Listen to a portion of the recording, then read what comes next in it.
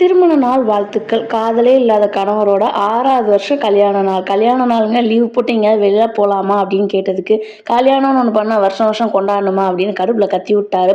சரி நானும் அது எல்லாத்தையுமே கண்டுக்கிறாம காலையிலேயே அழகா யூனிஃபார்ம் மாட்டிட்டு ஸ்கூலுக்கு கிளம்பிட்டேன். எனக்கு என்னவோ தெரியல. ஸ்கூலுக்கு போனா வீட்ல நடந்த பிரச்சனை எதுவுமே மைண்ட்ல இருக்கிறதில்ல.